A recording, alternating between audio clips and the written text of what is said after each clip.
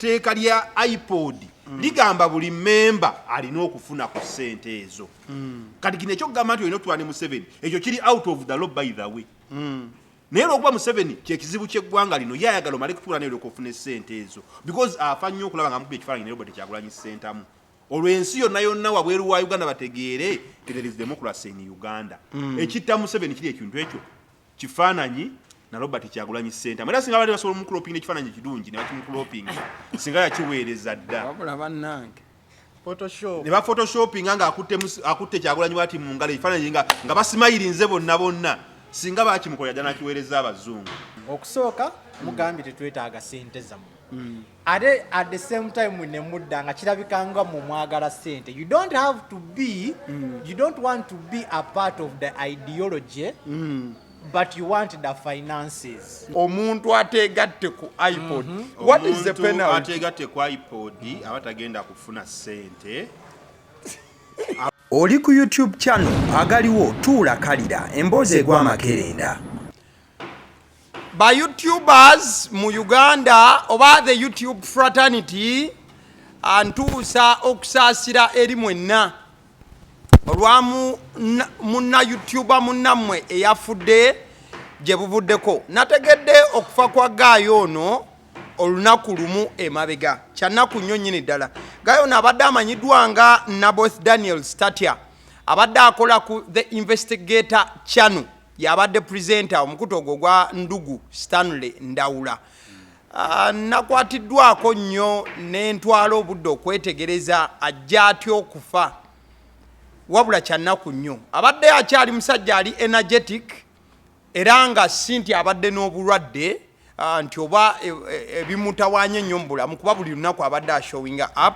na presentinga ku mukutu ogwo babeera wali ku Yaya residence. So tusaasira Ndugu Stanley Ndawula olw'okufiirwako musajjawo bwe mutambudde ne YouTube channel eyo paka weeri The Investigator channel. Naboth Daniel Statia ajja atya okufa mu mwezi gwa July nga bategeka omukolo ogw'okwanjula ne mukyala we. Baali batambula ku booda mu bitundu by'ebweyogerere awo ne bafuna akabenje. Bagamba nti owa piki basooka ne bamugamba yali avugisa kimama ne bamugamba musajja tuvuge mpola kuba Daniel teyafiirawo yafudde October nga tutandika. So ye kennyini yakola ki yanaratinga. So Guy n'abakuba mu mmotoka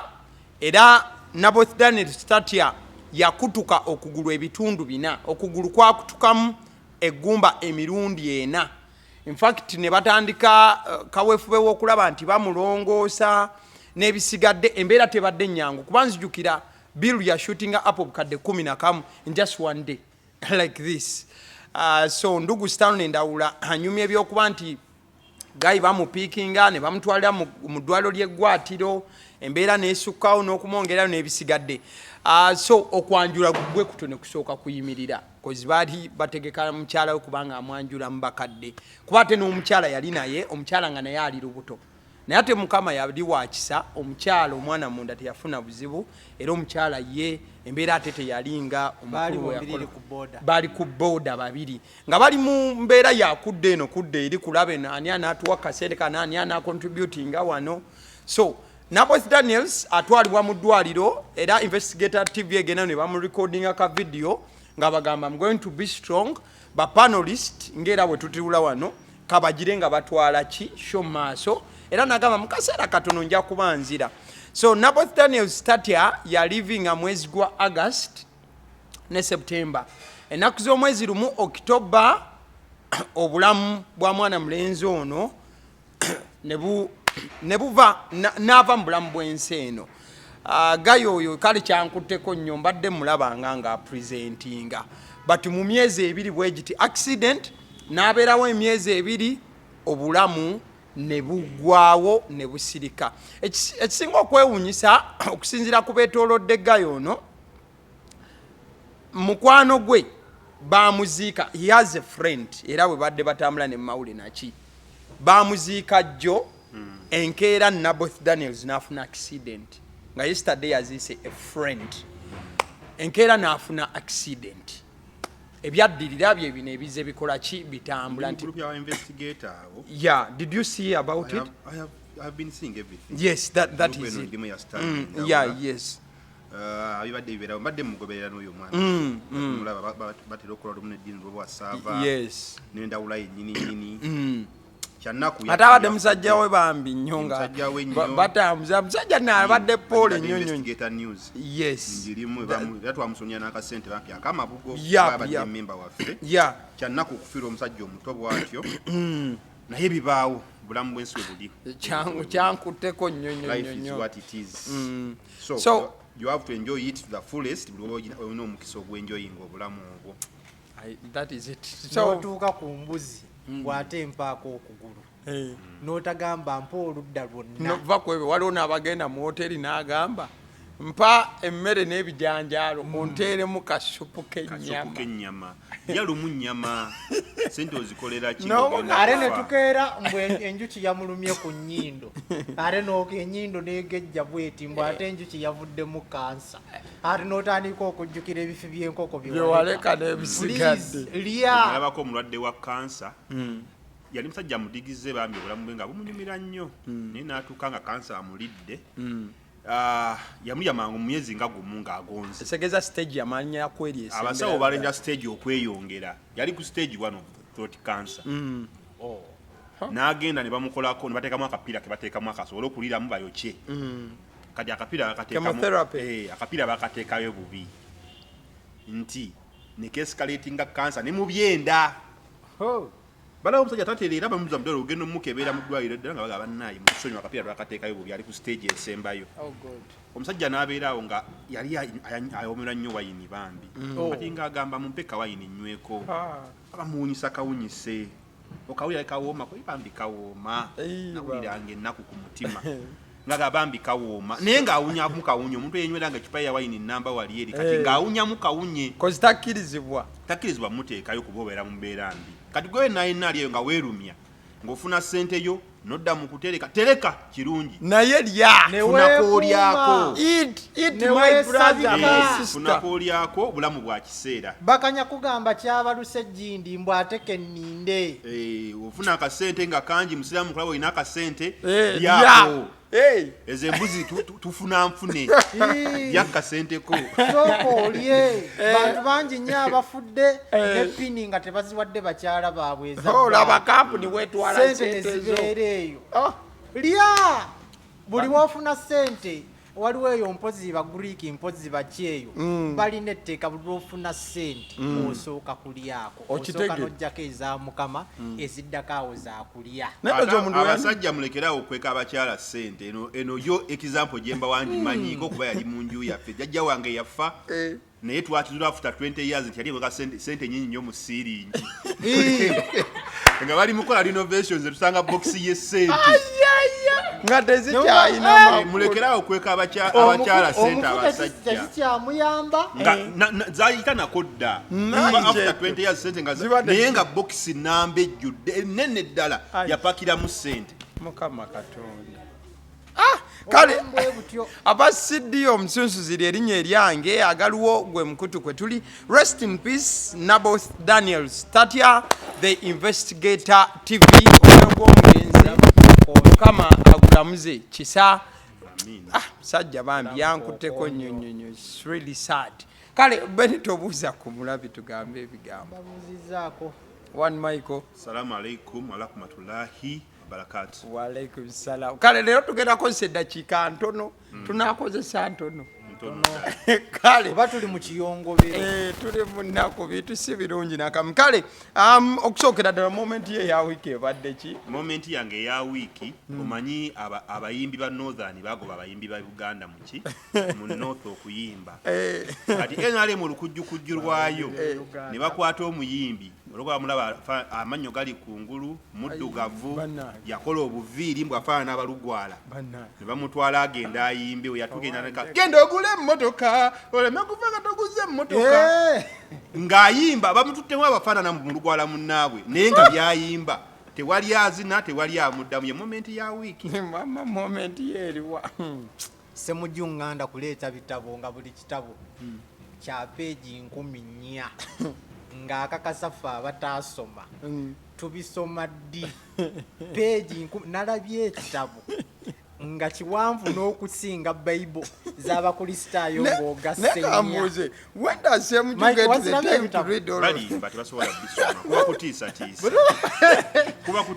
Mike walabye ekitabo nga kiwanvu bwe kiti etteeka ly'emmwanyi nga liri mu kitabo bwe kiti ebitabo ebyalemesa etteeka oddiyisa kati nenjagala okubira ku Walukaga essimu omugambe Walukaga ebitabo bino birabika biri kompaluzade buli Empya abifuna ojja somako peegi mmeka mujja bapoliticians abafere abo tugendagenda tubagwiramu ddala omugamba tuulawo obisome omwana Semujju nga tuulawo obisome n'abeerawo mu bukooti n'agira bwati bwakusonga ku kimu bwati bibinala abasajja nga bajja n'erole y'ebitabo mu kooti oba wabisomye ddi abantu balina emitwe bamabirizi tebabisoma kale ani abadde personality wo wa wiki one Michael balinga abantu babiri benjagala okutwala nga personalities ba wiiki kubanga tubagamba bulijjo nti NRM terimu bajagala lwakuba nti bajagala ku mutima gwabwe naye bajagala lwakubanga ssente kati Bebekulu ne Kenzo eno week you have exposed yourselves nti ekibatwala eri ssente and only money nothing else there is no love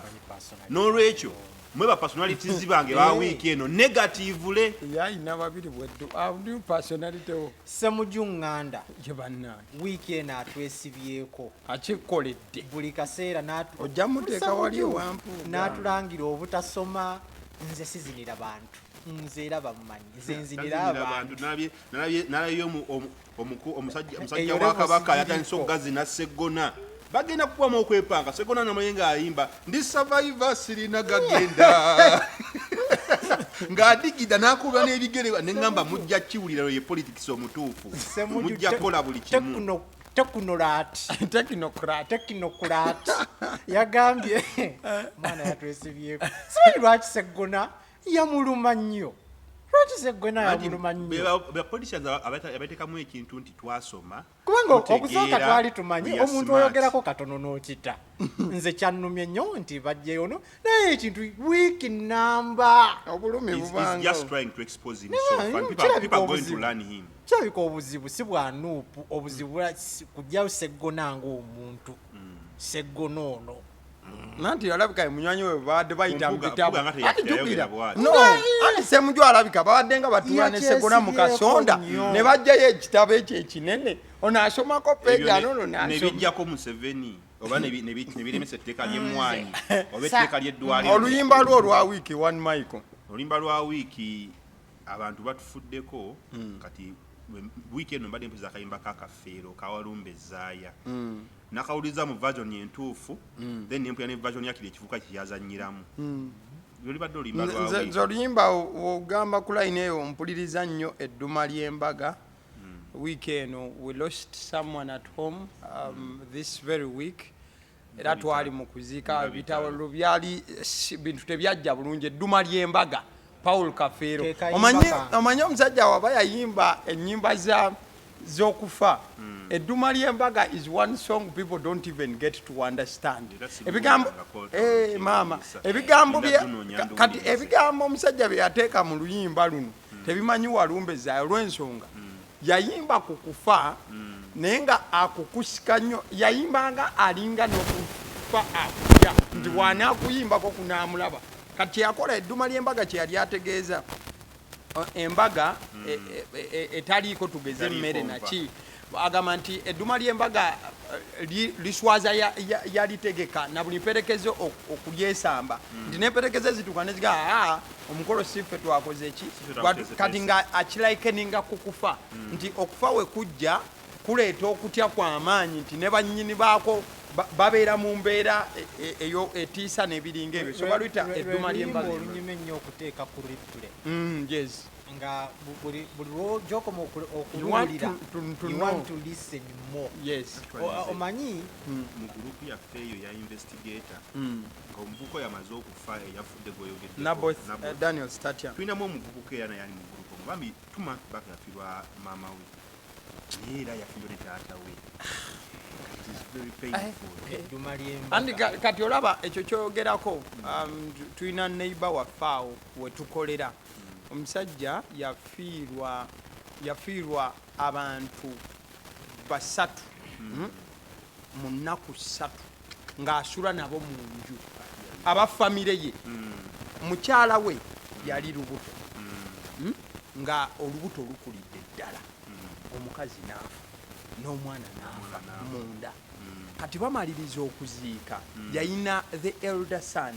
mutabani we omukulu erivubuka lye livuddemu limaze senior 6 erivubuka yalireka mu kyalo litabani lye nga omanyi nti akomyewo Kampala kozi famire ye yali nneneko alina abaana abalala nga bana abato ab'okujja okulabirira baddeyo ku ssomero mangu adde okufa kwakoze eki kwabaddewo. So this guy bw'akomawo e Kampala bamukubira omanyi yalina mu mmotoka yali avaho imeeyo nga atuuka ne bamukubira kati ndowooza ne bamanya akyatambula ne bagaana omumubikira bw'atuuka ewaka ne bamugamba nti mutabani we omukulu gw'olesseeno abadde asala ekkubo emmotoka n'emukuba n'afiirawo. Naye natuuka nze osaasira omusajja ne ŋŋamba nze nina buyinza ki obusaasira omuntu ekikula bwe anti tolinawo otaniikira era natuuka ne mugamba kubanga oyagala mugamba nti kitalo n'olaba nga tekijja. Yes. N'ogamba nti nabyo tebijja. Omanyi 3 people at once ate nga bonna bava mu ggwe famire yo emisaayi gye ebiri ne mukyala gw'osuze naye emyaka n'emyaka. Emboozi eri awo ku bamuyitaani Job owa Bayibuli banne bamukyalira agudde ku bizibu abaana be bonna bagenze ebyobugagga bigenze ne basooka batuula nga bamutunuulidde okumala essaawa nga 6 naye nga buli omu atunula ku munne gwataniika kolinga because okimanyi nti n'omuntu bw'ati omukubagiza otuuka nalowooza nti oba oli mu kudaala anti oli mugamba mbuguma ng'ofiiriddwa abantu basatu nga saawa ziiseewo oli n'agamba nti naye nze kamutaniike wakola ki Katonda kale wiiki ebadde ndalalala bintu bingi ebitambudde ebigambo byayogerwa ate oluvannyuma ebimu ne bimenyeka olw'embeera abamu gye bataasuubira nti erituukawo ate oluvannyuma yatuuse ne bagamba nti naye balina kujanjula oba gikwata mu ngeri ndalalala. Okusasamala kubadde kungi mawulire ag'enjawulo gonna gawandiise emitwe gyonna gye wali owulidde abasinga bagambye nti NUP epondoose gwe mutwe gwensinza olaba bulletins ez'Oluganda nga zoogera era nga zikomyawo butambi nga abakulu bagamba nti tetulyegatta ku Ipod wabula oluvannyuma ebbaluwa yawandiikiddwa nga bagamba let us sign the MOU Memorandum of Understanding wabula ate oluvannyuma nga bagisabye omukulu yennyini yawandiise ebbaluwa eno David Lewis Rubongoya ate yeemulugunya ku MOU yennyini gye yasabye okusayininga agamba nti kale tugenda gisayininga at the time naye ate MOU eno tetegeerekeka. Ipod egamba mukulu mwagala temwagala eno ye MOU ffe gye tulina teri ndala yakuleetebwa unless we have another electoral cycle. Ebigambo byenjogera biyinza okuwulikika ng'ebiri coded ennyo naye abakulu bennina ku pano balina obukugu obusobola okumenyaamenya buli kimu okunnyonnyola. NUP yasazeewo okwegatta ku Ipod kitegeeza ki kiki kyotalaba n'ekyo kyolaba. Ngenda kutandika ne One Michael kuba Ipod eyo one time twaliko ku seeti wano n'atunnyonnyola ensimbi zaayo gye ziva zigabanwa zitya n'ebisigadde. You have the microphone. Sooka bannayuganda yonna yonna gye muli mulina okusabira ennyo Uganda mulina okufukamira ne musaba Katonda atugonnomoleko omukisa Uganda kati eyasaala ensi eno efune ku mukulembeze atali Yoweri Kaguta Museveni kubanga Museveni wanaabanga yakyali pulezidenti w'eggwanga lino buli kimu kijja tuuka okusigala nga kiki buli kimu kibeera ng'ekiki naye ate mwattunga ssente ezo oba ebintu ebyo by'Abannayuganda olaba boogera bonna bonna ku ssente za Ipod ezo bakulembeza nnyo ssente ya Museveni olw'okubanga he has Musevenized everything malwaliro gange golodi wange mafuta gange ne mwattunga naye yabisangawo so wembasaba mufukamire mukusabe Katonda atugonnomoleko omukisa olunaku lukeere lumu nga Museveni si ye mukulembeze tujja batweyambye nga ffe bannayuganda. Ensonga ey'okubiri kantunulina mu kamera mbakakase bulungi abatakimanyi politics atambulira ku ssente era buli politician gwolaba nga avuddeyo najja aba ataddemu ssente ze nnyingi. Ekyokubiri teri muntu akola investment nga tagenda kugifunamu. Teri muntu agenda kwokya ssente ye nga tagenda kugifunamu. Politics is all about money. Gwe buli olaba omuntu ng'ayambadde amakooti neyeekubye ebipande is investing. Abali muteekamu. They are investing. Kati mbalaye bangi bakubye ebipande bakubye amasuuti beekozeeko make-up bakoze biki abakazi banyirira bakola bati naye mutunuulire ng'akutuuseeko ataddemu. Ky'oba olaba n'oli kyangu nnyo okusala okuva mu nuupu n'agenda mu PFF because they are investing their money to get taxpayers money free of charge. Teeka sente woolaba. Kibayita teeka sente wokola ki woolaba. Betting kati. Twafuna obuzibu mu tteeka lya rather mu tteeka lya Ipod. Ipod ye yebadde nga silent. By the way, things have been happening. Tebitandise kati.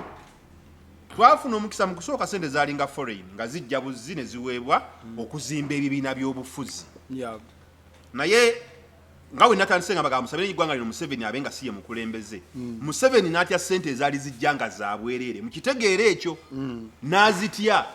n'agamba nedda kaakati sente kantolenga mu treasury y'eggwanga mbe nga nzaaziba mu kifo ky'okuba nga mufuna za bwereere okuvaawa ebweru. Ezinazimba ebibiina byaffe ebyobufuzi kazibe nga ziva mu gavumenti munda. Si sente ya Museveni, sente ya miwa musolo mube nga mukola ki nga gye mukozesa okuzimba ebibiina by'obufuzi. FDC zibaddewo zibadde zifuna sente ezo. Simanyi lwaki etteeka lya Ipod lino even before its amendment balitunuliza nnyo nuupu naye FDC zaafunanga sente ezo, ZDP zaafunanga sente, byonna ebibiina ebyalo byafunanga ne Go Forward yafunako ku sente ezo yabeererawo. Go Forward yafuna sente. Yazifuna. Yayinayo mubaka. Yafunayo ababaka ndowooza sijjukira. Go Forward yafuna mubaka. Bagundi bagira mu kibiina ki baseggona we bajja.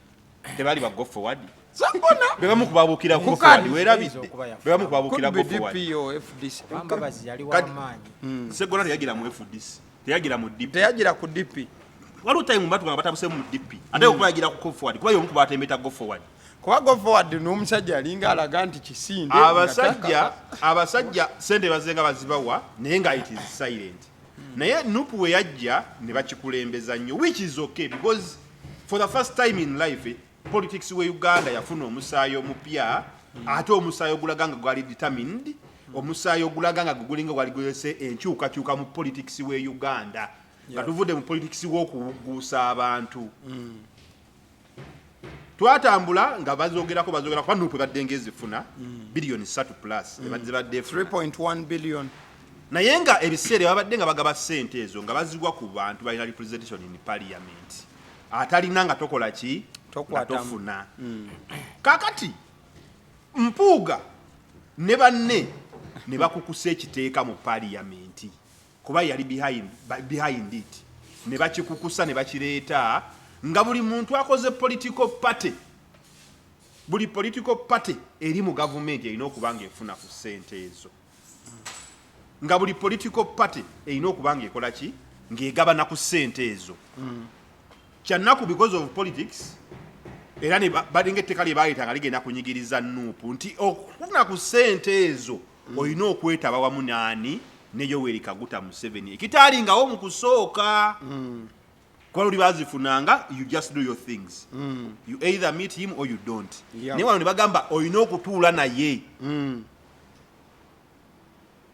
Awo nupu yagwira mu katu because it is a new party. I am emphasizing this. Kibiina kya myaka 5 abakikulembera tebabadde mu politics. Robert Kyagulanyi Ssentamu tabadde mu politics. Well asobola okukola ensobi ng'omuntu because is a human being. Nga tasoose kwetegereza ekyo saagala mu kijjewo. Yagamba tagenda kugenda mu ssente zaaki weziba nga ssente za Ipod zezigenda omutuuza ne Yoweri Kaguta Museveni tagenda kukola ki tagenda zikwata era n'atuuka ekiseera n'akuŋŋanya ne mu bantu ssente but because mistakes are human sente zeyakuŋŋanya tezakola ki tezamala ate ng'etteeka lya Ipod ligamba buli memba alina okufuna ku ssente ezo kati kino ekyokugamba nti olina otwala ne Museveni ekyo kiri out of the law by the way naye olwokuba Museveni kyekizibu ky'eggwanga lino ye ayagala omale kutuula naye okufuna essente ezo because afa nnyo okulaba nga mukuba ekifaananyi ne Robert Kyagulanyi ssentamu olwo ensi yonna yonna wabweru wa Uganda bategeere there is democracy in Uganda ekitta Museveni kiri ekintu ekyo kifaananyi na Robert Kyagulanyi ssentamu era singa bali basobola omukulopinga ekifaananyi kirungi ne bakimukulopinga singa yakiweereza dda wabula bannange ne ba photoshopinga nga akutte Kyagulanyi bwati mu ngalo ekifaananyi nga basimayirinze bonna singa bakimukolera ddala nakiweereza abazungu ekimutta kifaananyi kati nga we nabagambye bannayuganda ekisooka politics atambula na ssente era omuntu agenda onenya nupulu luba yagala ssente ezo yaba n'ekikyamu gwe ova n'ogamba bakyamu okwagala ssente ezo gwaba n'ekikyamu because there is no way you're going to see a party growing without this money because at the end of that day the aim of that money was political party development nga balina okwekulaakulanya ebibiina yaabwe tulina ekyokulabirako nupu ekoze bingi mubiraba egenze ekola ebitebe ebyenjawulo engeri gyezze ekola ebintu nzisente zikozeseza bulungi nnyo naye ebibiina ebirala biziteekawa NRM eziteekawa FDC yaziteekangawa baani baziteekangawa amaaso mukatunuliza abantu abo muleme kunenya nupu olwokubanga esazeewo okwagala ssente ekyo erina okukyagala kubanga politics runs with money teri bintu byabwere bibeera mu politics era buli muntu agezaako kujja nga tataddeemu ssente bamuwa kalulu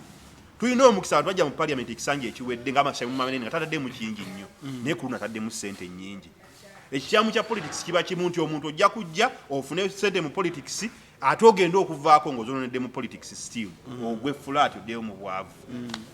okay Bento there you go abadde agamba nti eggwanga tusabe President Museveni aveeko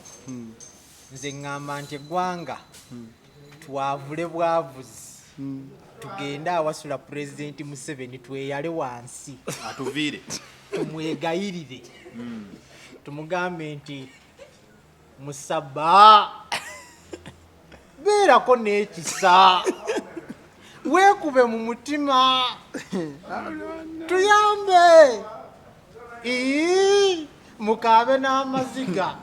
kati ebyessaala tetujja kusabira ggwanga lino kati nze kyenazudde mukulu wa Basidi twetaaga tukule olukuŋŋaana ttabamiruka twekuŋŋaanye ffenna nga bannayuganda tugende ku State House tweyale wansi ffenna bwe tuti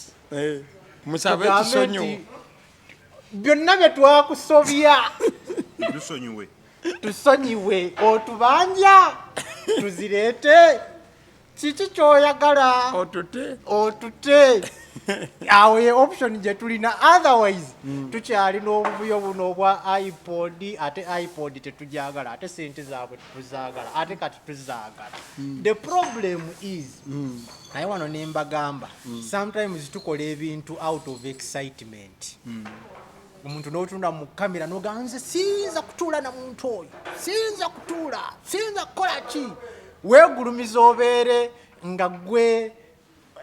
the purest person gwe tulina nti oli mutukuvu kati nga fe tutuuze nniya nga tulino ate oluddako n'ogamba nti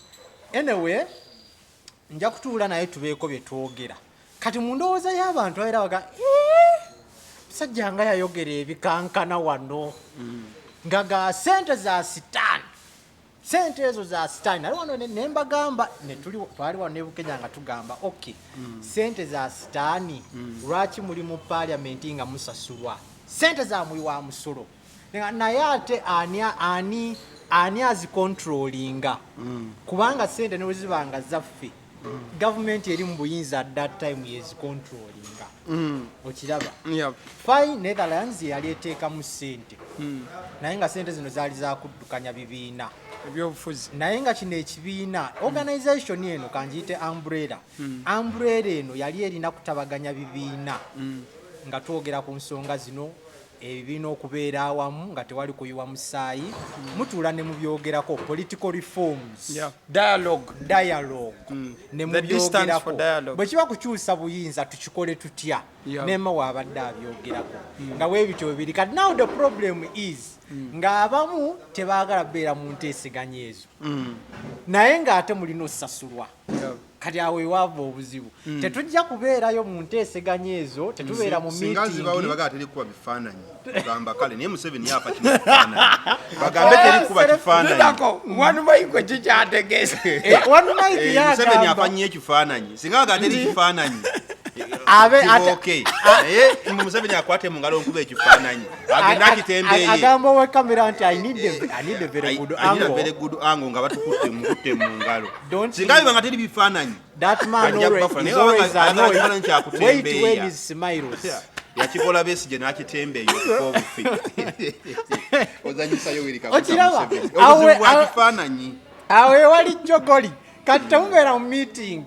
tulina umbrella yaffe bino bye tuteesaako tulina okuŋŋaana sijja kubeerayo sijja kutuula nammwe oyo sitaani sijja kutuula naye naye sente zirina okujja kati ng'abantu bagamba mu umbrella ya Ipod kati kiba tekikola makulu tobeera naffe nga tuteesa naate tukusasule babagambako ffe tetulina mutaana kujja kuteesa nammwe naye musooke muteba political prisoners bonna mubate baveeyo actually ne FDC nayo yakyogerako lumu negamba nti bino tubeera nnyo mu katemba actually ne Besigye yagamba nti nti ebeera moment of a photo shoot era Museveni Besigye yakyogera naga tubeeraawo ayagala ebifaananyi alinga bakazi oba Semujju lumu ye yayogera naga nti meeting emu ya Ipod batuuka 3 hours before nga balina okulinda mu Sabbaatu anti ye mukulembeze waayo ye yali omukulembeze waayo ati balinda ate mbu bwatuuka ne basanyuka nnyo okubulaba andi bwatuuka mulina simba gundi eno inspecting akwatako buli omu ati mungalo awo waasinga okwagala alinga abakazi ayagala ebifaananyi ayo sibimanyi ebigambo ebyo byogerwa yagamba mbu ebigambo ebyo byono ye ng'omu munalaba bamawu nga babawuudisiza ate be balinda omunene atooke mbu balinda 3 hours nga tannatuuka mbu yasooka n'abaako byakola mbu ate ne bamulinda okumala saawa ate bw'atuuka ne bayimirira nnyo nga basanyuse ne batereeza obusuuti bamukwateko mu bugalo eyo ye Ipod the problem is mu maaso g'abantu kinaalabika kitya kyetwali twogerako okusooka mugambye tetwetaaga sente zammwe ate at the same time ne mudda nga kirabika nga mu mwagala sente you don't want to be a part of the ideology but you want the finances okiraba ekintu tekiba tekikola makulu kati mu maaso gaono omuntu wa wansi oyo saasoma nnyo ye Ipod kitegeeza kitya babuuza n'okuba Ipod kyeki naye ng'ate bawulidde nga vidiyo ezinga ze mwakola mwazikolanga mu Luganda omuga sente tetuzaagala tetujja kukwata ku sente tetujja ate ne mukawa ne mugamba nti kale esente tugenda kukola ki ne mukuba n'ekibiina nti tetujja kubeera part of that ki umbrella at the same time ne mugamba nti kale ate tukomyewo tukyeyungeko mu paintings a picture it is an umbrella for President Museveni are we now saying nti kati luupu esazeewo okwegatta ku President Museveni kozi kyesitagambye ekisooka etteeka lye bakola amendment lyalaga nti buli political party yonna memba wa Ipod era ekibuuzo kya Nupu kiri nti lwaki abalala bonna bagenda kuweebwa sente oba baweereddwa sente ffe ne batatuwa ate nga we are forceful members because zikweyagalira it was forcefully made that every political party is a member of Ipod. I think, can I give some information? Can I give some information? Okusinzira ku kyogerebwa one Michael. Gwatulaba eno information jo inomanya oba obadde tonnamanya. Joel Senyonyi yayogera statements nga bw'ozoogedde yali ku kitebe n'agamba nti kati mwatunyigiriza ne mutuyingizaamu kati essaawa zino lwaki nupu teri mufuna ssente this is information nupu lwaki teri mufuna ssente lwa nsonga yasabye ebeera ekitundu ku ipod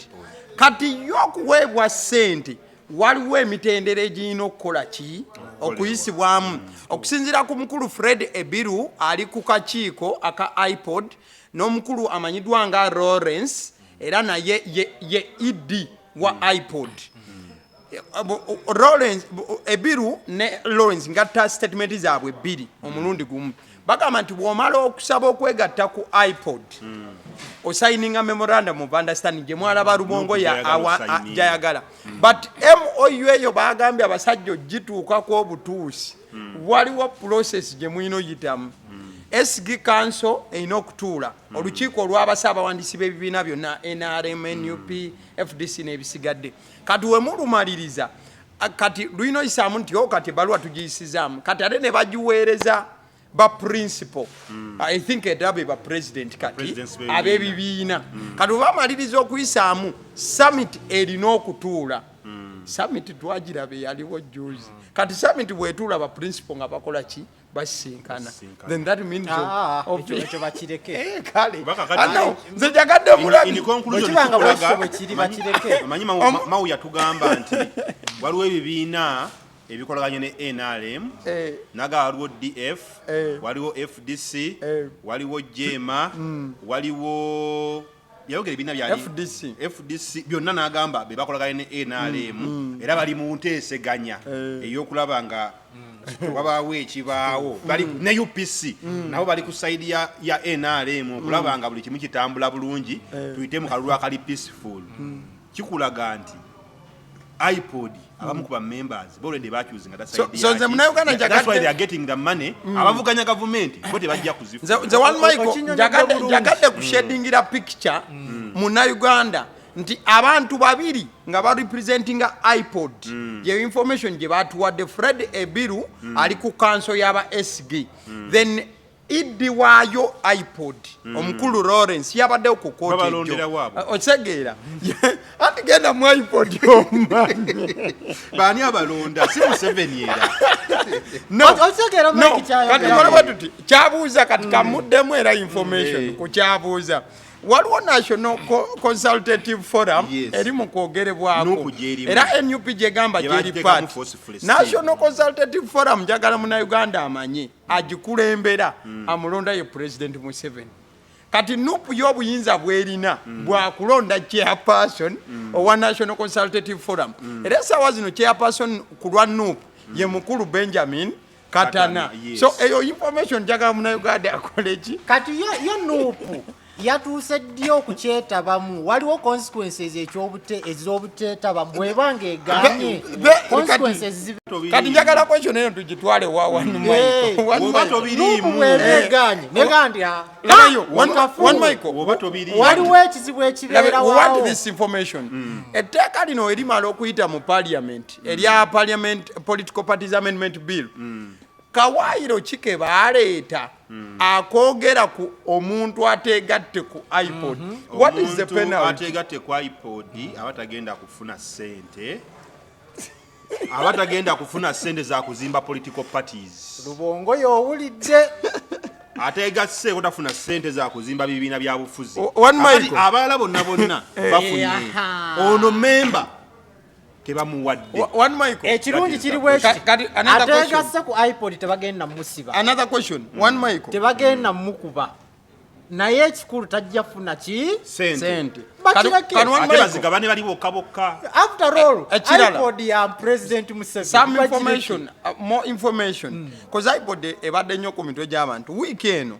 David Lewis Rubongo ya kino kyayogera ku kya sente singa baba tebeegasse ku ipod yagambye nti obuzibu obuliwo nupu bweteegatta ku ipod sente zaabwe eza nupu NRM egenda zirya yagambye presenter kakikayisaawo anti NRM eryeddiza NRM egenda lya ebitundu zamumubira presenter alina kayisaawo uliriza enale mwegena lye bitundu 7 ku buli 10 eza kiriwe kiba nti kyegasse ku kino percentage eyo automatically egenda kudda mu treasury y'eggwanga Museveni agenda zikozesa bibye azigulemu abayimbi azigulemu babloga ndaba nga nupu eri kukazibwawo genda match kubanga kijja kubeera kibi nnyo nga babakutte serefi nga kati mugenze mu okusinza ku kyoyogedde wali summit enotuula ekiri ku memorandum of what understanding nti emitendera giri eyo mizibu nnyo kati bajja kwesanga nga serefi ono gy'atayagala erina okubeera Museveni afa kimu kifaananyi alinga bakazi nti buli wabeera alina one Michael olowooza atyo ku kya summit yeeyo summit yeeyo automatically Bobi Wine alina okwesitula agende ba principal bino sisinkana tejja kulabika bulungi twagirabako n'ebesigye tugenda kusaba ekifaananyi olunaku lwaba lutegesiteeso olunaku olwo abakamera babagaye temujja kuba tukimanyi omukulu yafa kimu kifaananyi alinga sire queen afa kimu kifaananyi alinga sire queen kati one Michael kyotegeeza ati esegeza summit bajja gibeeramu bajja kugendayo kuba oba olina okugendayo ekisooka omunama gwa Ipod abasinga gwe bavaako nti sente zino sizagamba nti kulya it is meant for political parties development ate nga nupu wetuba tutunudde ebibiina byonna byonna ebiri mu ggwanga yetulazeeko nti ekoze development mu byobufuzi by'ekibiina kyayo ezimbye ebitebe you have examples to show va ku NRM batula mu miti va ku FDC ebadde mu nnyumba eri wali eri va ku jema baani bano bakulaze nti we are doing something in all regions nti bakiyetaaga ssente okuzimba ebibiina by'obufuzi abantu ababuuza nupu nga tetugiraba mu Mbalala tetugiraba Kabohe tetugiraba mu Arua mugiwe ssente egende ezimba ebitebe mu emyaka nga 10 egiddako emyaka 15 from now mujja kulaba nga nupu esesedde Uganda yonna yonna kati ekyo Museveni kyagezaako okulwanyisa nti asagala bawa ssente mugenda kukola ki kwezimba mumenyewo ebyange munafuye NRM. That is what they are trying to fight. Nze byonna mbitegedde mukulu Mike era ndi ku side ya Nup nze kati nfa nnyo ku image kina paintinga image ki after that meeting image kubanga image je tusoose ku painting era ne FDC agipaintinga nnyo tetwagala kubeera part of that olukungana lwa Museveni lwa ruling party era ne Nupu n'ekyongera in fact Nupu era funye namuyambako yakubyamu bali basatu yakubya namwe amanyi ga FDC ng'emirundi ena ng'evumbira Ipod era nga Ipod to paint nti ya Museveni kali now the problem image wise kinaalabika kitya nga Nupu egambye nti kakati tuzeemu ne twegatta kuki oba nekirabikanga bo baagala bwagazi ssente ekisooka kyenjagala bannayuganda bakule mu birowoozo ekisooka politics atambulira ku ssente natandise nakyo nga nkibagamba kakati tugenda sola luve ku bya image tutunulire focus does the money really work in development of the party or not weziba zikola munayuganda yena nakyeriyo ng'ali mu kana mbwa kibagendayo anti ebyo Mike bana abatasoma wadde tewasoma gwe bakunyonyola otegeera you either choose to understand or to stay the way you are one Michael wiki emutwali wano ku pane eno one Mike ayina comparison gye yakola yali ayogera ku bakulu babiri abaamunyiiza ennyo Munyagwa ne Mugisha muntu Jeno Grigori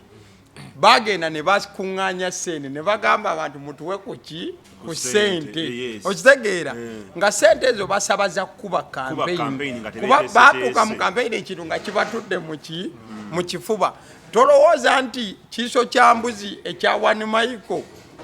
kyatunuulira banne baakyo ne kibaaka abalala bekireka nti nabo ssente zaatuuka ne zikola ki nezikewa what do you think Nupu sente zeri tunulidde siza kozesa mu campaign the development of the party next term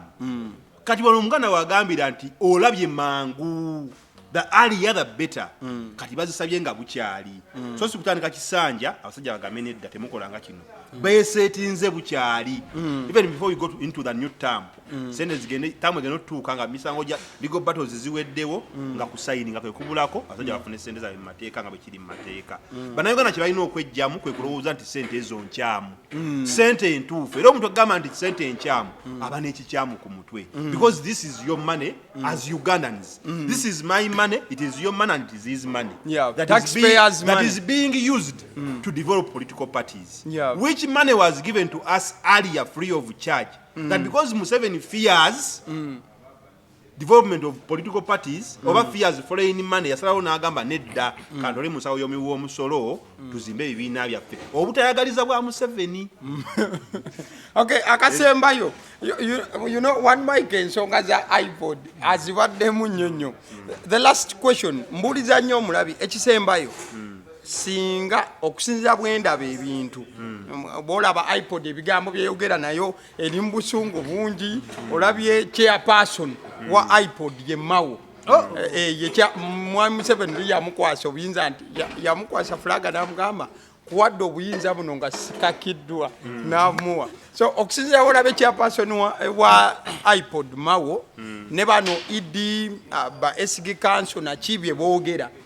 balaga nti ensimbi yandibange egenda lwawo ko okuweebwa Nuupu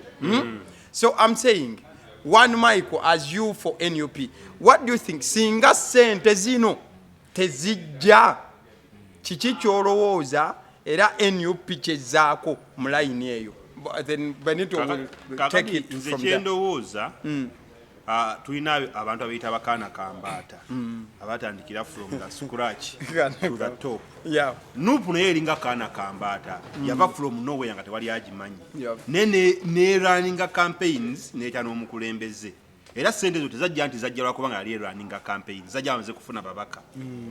buli kimu step by step wezigaana nga tezizze bannayuganda bajja sonda sente baziwe Nuupu bajja sigala nga basupporting of course politics atambulira nnyo ku ssente nene foreign aid eyamba nti sigamba nti zivudde within the party only but within out nga zivudde ebweru ne zijja sigala nga zijja abantu bajja tusondera n'abaagaliza Uganda okufuna enkyukakyuka bajja sigala nga baleeta ssente mu kibiina katande gavumenti egaana okukola ki okuziwaayo so ate wenatandika okusonda ojala gavumenti ng'ate epondoosa because etya nnyo support naddala evudde mu bantu Museveni ate nnyo support evudde mu bantu support which is agitya kiba kimweraliikiriza. Bento you have 10 minutes to roll. Okubeerawo it is one of the options ate nga nakyo tekiri mu sitaani abantu okusonda ssente ne Bulaaya apate bazisondera ssente abantu ba bulijjo osanga nga Trump alina ssente ze naye ng'era ateekayo nti linki yino mututeereko ssente za campaign go fund me kati ziri buli wamu so ekyo kiryoka eyinza okubeera n'ekirala ndabanga Nuupu eyinza okuba Ipod mu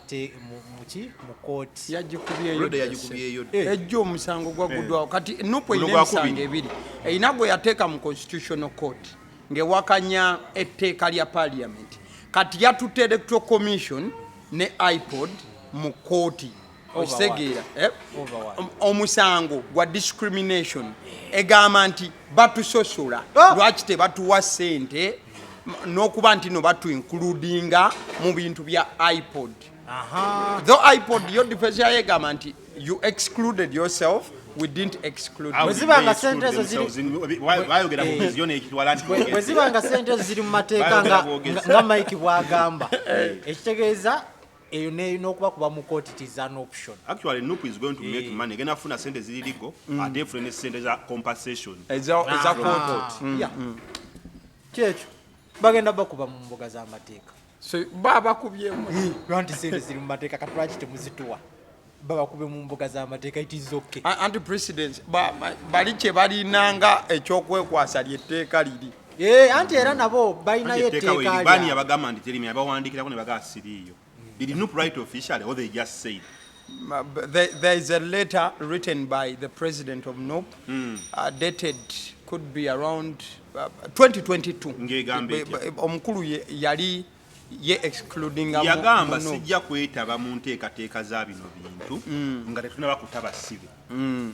anti ngaba ng'ovudde ku byokwogera ye yagamba tagenda kubeera part of iPod whatsoever okusinziira ku naye ate kati eno gundi mpya bwe buzibu we are adding two things ekisanya kya iPod ekikadde kyaweddeko this iPod comes in as something that has been amended bweyabagaye sigenda bibeeramu kino ekiri yabagaye sigenda bibeeramu ate ekiri amended omanyi andirabayo ekiri amended we bajja okuchallengingira one Michael wawano nti summit nupu yagano jikola ki kuba summit yazze mu kisa summit yabadde ya kisanja baba wandikirako ne babayita ne batajja kati awo tugenda mu kooti awo tugenda mu kooti awo tugenda mu kooti nti nupu presenting nti you did bring a letter kati ne mawanyonyole abasajja wabasaafi nawulira boogera awo njagalira ddala awo ku kooti awo president chairman wa iPod nava nayogera ntwe yayogera nga tuli mu nsi yetaaga okucekinga nogamba akati nze mmanya abakolagana ne gavumenti kuliko FDC by the way yomu kugwe bakubye mu kooti ne mawo mu be bakubye kuliko FDC kuliko DF kuliko Jema nga gova yogera ebyo ngoli president wa iPod akolagana nti yaddo mulina abakulembeze ba iPod nga mautaliko naye nze mulaba nnyo mu picture ng'omunene nnyo mu iPod tobola wangamba ayinza n'okuba yabeerayo mu meeting n'agamba let us force those boys to come to iPod kale ensonga za iPod omanyi ebibuuzo bibadde bingi nnyo nnyo omulabi ayizoga omusajja ng'abuuziddwa ebibuuzo ebibuuzo bibadde birina kuba bingi olw'ensonga nti one Michael yazze ayogera ku iPod eno by the way neweeba ebadde tennajja mu kamera but otumbadde naye ku sete emirundi mingi abadde ajogerako nnyo nnyo still something silently naye kati petwa tubigoberera tubiraba kale so ensonga za iPod wezityo weziri munnayuganda atamanyi iPod ekibiina si kibiina bakita kikungu ekitwa si kisinde nina ekigambo kyentera okukozesa giyite minvuuli kale manvuuli etwala ebibiina by'obufuzi ebirina ababaka mu parliament cause abatalina babaka ekyo bakakifoominga jjojjuuzi but luli babadde bataano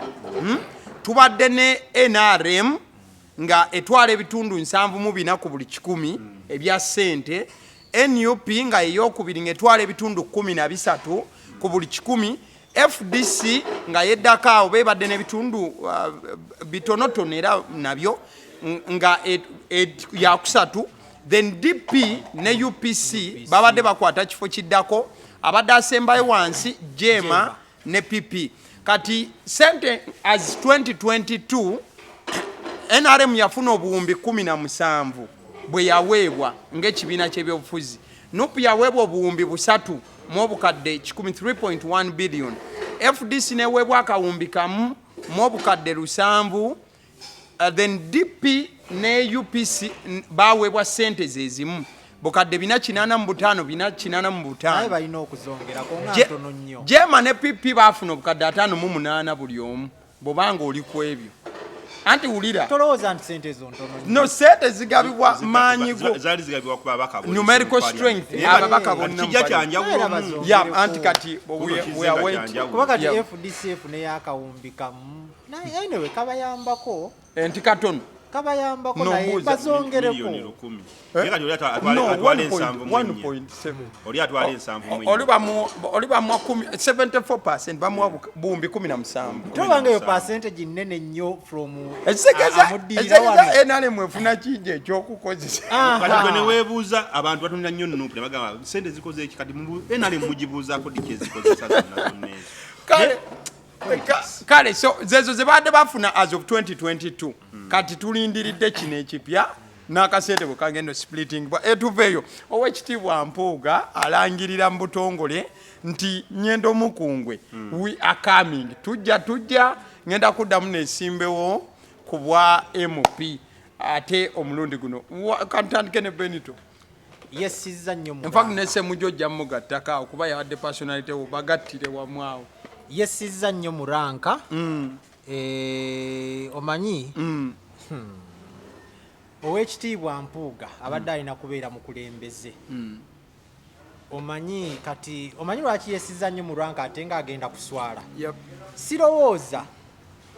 wano mukulu Mike ajja kuntaasaako sirowooza nga anaayitayo ku bwa Empya anaayitawo Mpuuga tawangule sirowooza ajja kuba pulezidenti wa kibiina era obwa pulezidenti kati ate tukulabanga pulezidenti ate nzija ku bwa MP kiba tekikola makulu yegundi akyajja ku bwa MP station omanyi ono politics is all about image kiringa Bobi Wine kuvaayo n'agamba nti kati nange ngenda kwesimbayo ku bwa MP omanyi ensasagge eyinza obeera mu ggwanga kati ye Mpuuga ovudde eri obadde otulaga nti oli presidential material ale n'otasimbawo bwa president bw'otayitamu toswala nnyo era tugamba era of course ayisemuyo naye kati ajja ku bwa MP kati awo bagenda mukuba akalulu abadde nnyo n'essaga omanyi saga zino ziplaying around ku bwongo bw'abantu bagamba sente waliwo ze yali yadde zaali mu mateeka nga bw'agamba amateeka gajja luvannyuma nga yazeewadda gwe bakuba watya akasiimo nga akakola emyezi ebiri sente z'akasiimo Mike ayagala kiwakanya naye nga zaali mu mateeka 5 tulooze nga Ipod senga lyazigabidde bibinaanira neyibubwa sente ezo nga mugaa ziri mu mateeka ate nga zirina kukola kisanya kitandise kati nuupu neekola nnyo okukuba ow'ekitiibwa akasa ne bamumetta akasa bamukuba n'akasa era omanyi bwe buzibu bw'abano abantu abaasoma ebitabo tamanyi nti abantu abasinga obbawa obululu be bano abali wansi awo omuntu wa wansi kati abateyasoma nnyo kati Mpuuga yali awolereza ekintu ng'alowooza ffe abawansi tukitegeera nnyo naye nuupu yamukuba akasanga eraga nti mutuufu omusajja ono mubbi mumulaba mubbi kati ate n'avaayo omuntu yenna ekibiina bwe kikugoba nga kiraga nti kyekyakugobye newoba nga gwe yeegoba mu bwongo bw'abantu bakulabanga kyewaggula ng'omugobe ng'eyakola ensobi ng'omugobe omufuumuule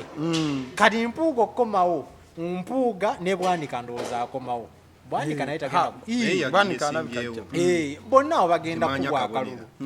bonna bagenda kubwa akalulu nze nkulayirira wano bajja kubwa akalulu so it is a very big mistake okujjako omanyi bino ebintu nga wano Mike bwagambye nti bya ssente nnyo okujjako nga babala nnyo ssente kyekyamuziza ku bwa MP naye Mpuuga tewandikkiriza kufuna double embarrassment waswala nnyo ku kyessente kati ate bakukuba akalulu ate nawe oswalirewo awo double embarrassment yandibadde asigaza ekitiibwa kya president nti nze president kuba awo newatandiiseewo era tugamba eggwanga lino lyamanyirira nnyo nti omuntu omu yalina okuyitamu yalina okubeera waggulu kati newoose naye atodde ku bwa MP baga nti yalya kati ate bamulidde ne ku kalulu kati okuliibwa emirundi 2 ndaba nga tekikola kati ne Bwanika naye ajje omuwolereza yawolereza eyalya naye ate neggwanga kwegamba omuwolereza bombiriri eyalya n'omuwolereza bombiriri baviiriddemu awo okiraba ekintu it is double embarrassment so nze kyenandimugambye yandibadde asigalayo omanyi eggwanga lino tulina okutandika okwegayirira abantu obutajjaayo mpapula kati okwesimbawo kati yerevo gye tuliko twegayirira beegayirire ndi munakireke nti mbadde tusaba don't kireke tutase tuyambe buyambi taasaffe okola ki okukireka kati guno gwe mulembe sanga mulembe gwegayirira abantu naye guno mulembe twegayiridde nnyo abantu obutajjaayo mpapula sibagamba nti wano ku level gy'oyagala okgenda tuyambe tojjaayo mpapula kati ne mukulu Mpuuga ow'ekitiibwa tewandiswazizza nnyo kitiibwa kyo baatugamba Buganda ekuwanya ekitiibwa oba oli ne ku kanso za Buganda ki ng'era noono Sseggona Buganda kati babakuba obululu bagenda kukuba abaana abo obululu muswale n'ebitabo byammwe mwasoma nnyo kwegamba mufune kye tuyita double embarrassment omusomesa waffe wa history yatugamba nga mbitize double curse omusomesa waffe yatugamba nga nti ekirane emirundi ebiri ate nkukuba emiggo olw'okugwa itize double curse okiraba kati nze kyendaba nze teyandeesimbewo kuba MP nze nali mulaba olwedde nga presidential material naye amazima gali nti buli yaveeyo ng'aliko mu sikando neeyamuwolereza akite ne Joyce si byalimu okuwolereza bangi nnyo abaawolereza yagamba is my friend you want me to era sirowooza nga Mike yadde wa Nuupu anaagamba nti kuba alina ebisango n'abawolereza kuliko gwe banaawa akalulu waliwo gwe banaawa akalulu kyogere nti tali gwe bagenda kombya ku kalulu kuyita waawo bajja kufuna obubamala obubamala obubajyamu naye nga tebajja kuyitawo. That's it. Nze mmaliriza kakati ebintu bya Mpuuga tebirikkiriya biringa abasawo nga bawandiika. Omusawo ogenda n'omulaba n'akuwandiikira information ku medical form tebakkiriya ekibakkiriya ziba figures zokka. Ekigambo kibeera kiriya ng'okimugamba njagala panado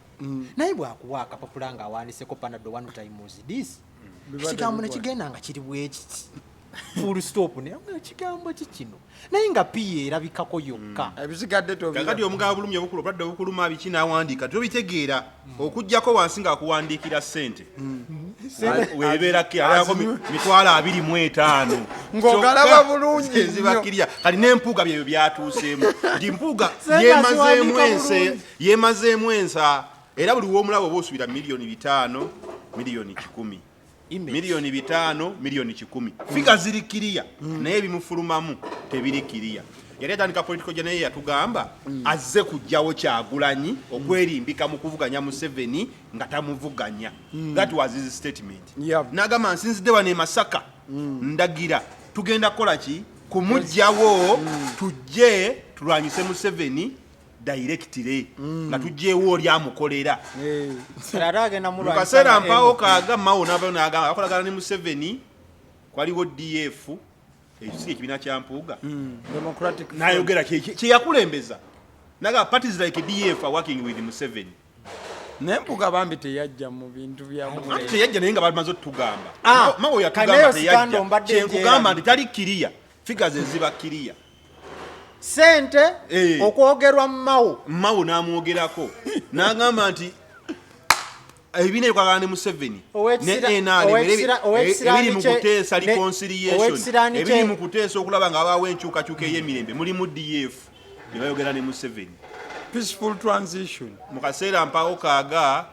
n'avaayo n'agamba ffe tetugenda kuleeta muntu kuba pulezidenti era tetugenda simbawo muntu n'omu kuba tetugenda kwetaba mu kavuyo ako bamaze otugamba okolagana n'oli oga tugenda kwetaba mu kavuyo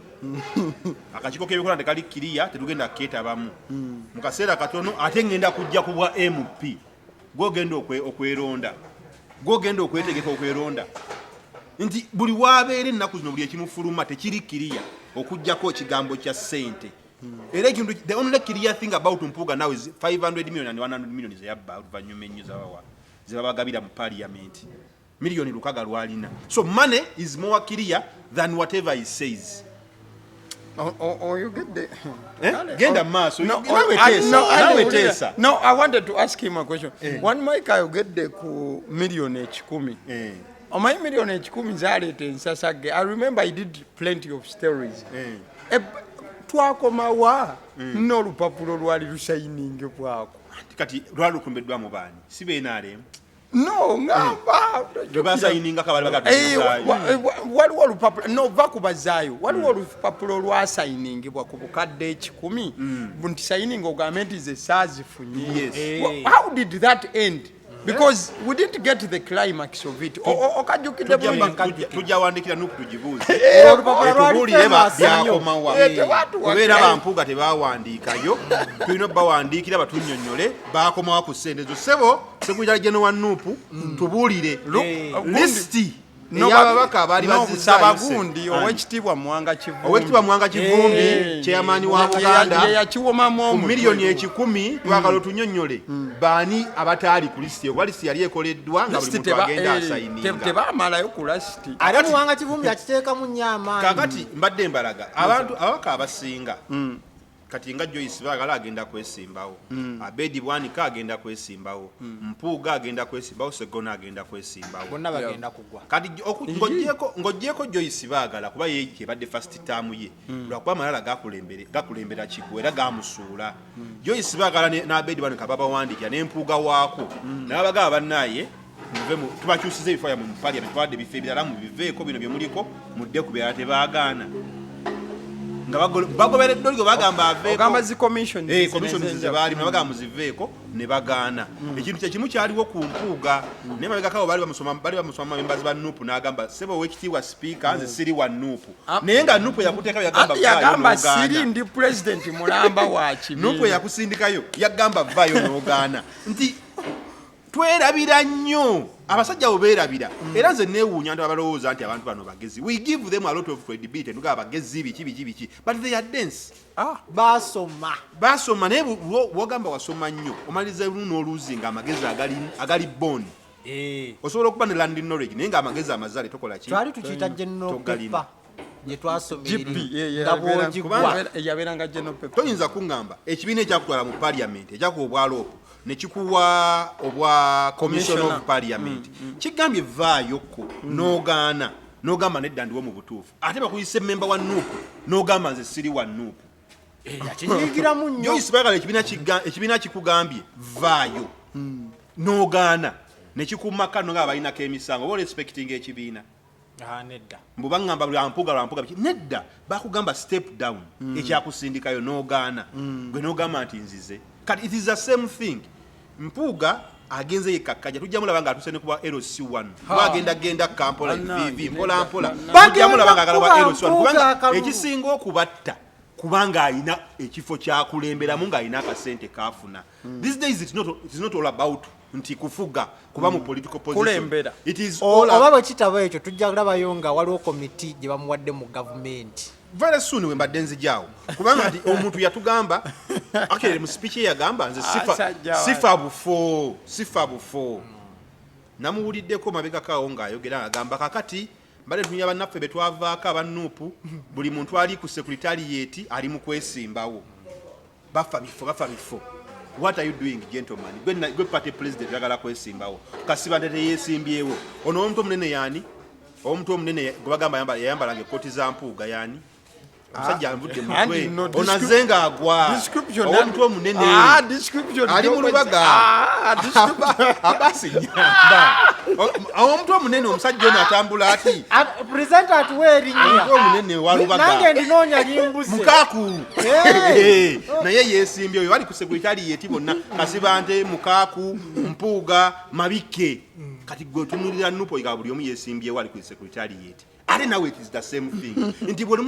wolooza nga oli mugezi omaliriza amagezi gakuweddemu n'ofuuka ekitagasa ery'eggwanga and very soon because Museveni welcomes buli abaweddemu ensa tujja mulaba nga afuuse minisita mu kisanja ekiddako kale tukozesa dakiika 4 ndowooza 6:55 wano we tulaga Eddie Kenzo versus Bebe Cool the week it was ndowooza mulimu embeera ya suggestion nti Eddie Kenzo yandibanga yaleeta suggestion ey'aba regional artist okusoosowazibwa ennyo buli president Museveni wagenda okuba campaign gyalaga okisekeera kati tandikirawo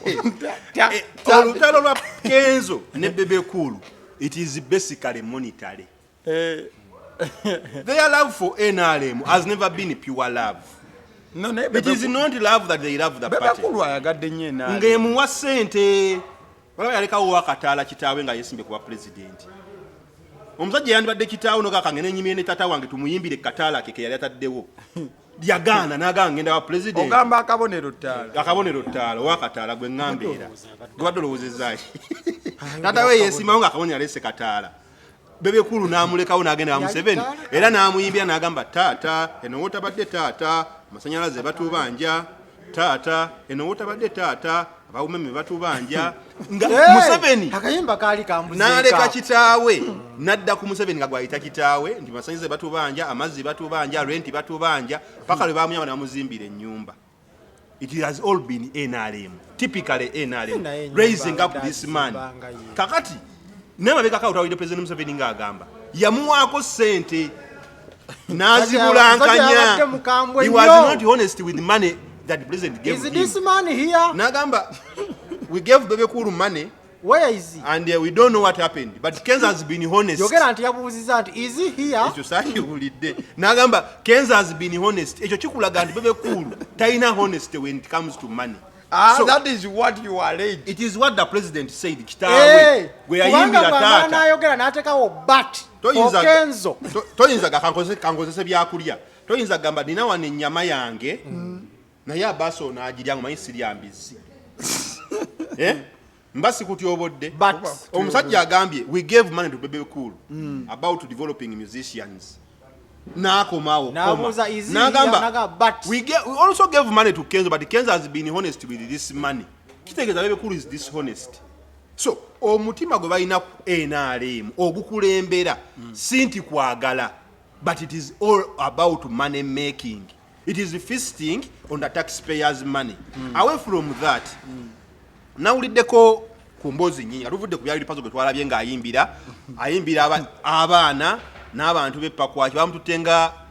omulugwala munnaabwe abayimbire ne bagamba nedda katusoseeyo n'omuddugavu ow'obuviiri bagaye tulese mulugwala n'ayimba ng'alinga ayimbira ebiti. We yavudde ku stage emboozi gye nategeddeko ne wajja Kenzo yennyini ku stage.